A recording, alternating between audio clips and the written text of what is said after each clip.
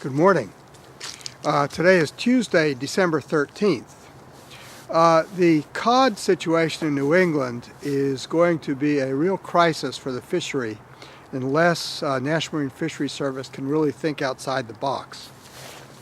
The situation is that the latest cod survey showed a drastic decline in the number of cod going into the cod stock for the Gulf of Maine.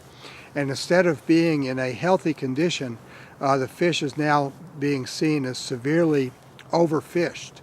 However, there are an awful lot of questions about the data and the methods used to calculate the cod stock size. In this case, as Eric Schwab has said, the agency may have to go outside its guidelines, and I think that's really vital if there's not to be a complete fisheries disaster in New England. Because the stock's health and condition seems to change from year to year based on vagaries in the survey, one of the things that might make sense to do is to go to a longer term quota instead of simply an annual quota, but base the cod harvest and stock landings on something that's a multi-year projection rather than a single year, so that variations from year to year don't have such a drastic impact. Other types of thinking outside the box might be to reallocate for vessels that can fish on Georges Bank cod, reallocate those vessels' Gulf of Maine cod quota with Georges Bank cod quota, so that those vessels that have the flexibility fish cod on Georges Bank and not in the Gulf of Maine.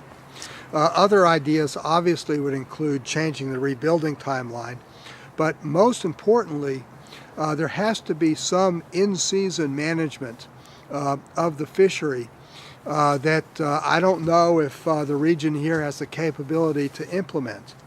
For example, one of the New England Council members, David Goethals, said that in one half-hour tow, he caught 10% of the 9-year-old cod that are in the Gulf of Maine, if the Fisheries Service data is to be believed. A lot of this survey probably depends on the getting right the age classes or the year class sizes in the current cod stock.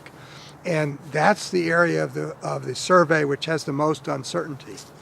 So more continuous in-season study or in-season analysis of the age of the population as it's actually being caught might be something that would allow the Fisheries Service to get an early read on where this survey is wrong and where it might be right. Without some assistance, the New England fishery next year is just going to be brutal. In Lexington, Mass., this is John Sackton.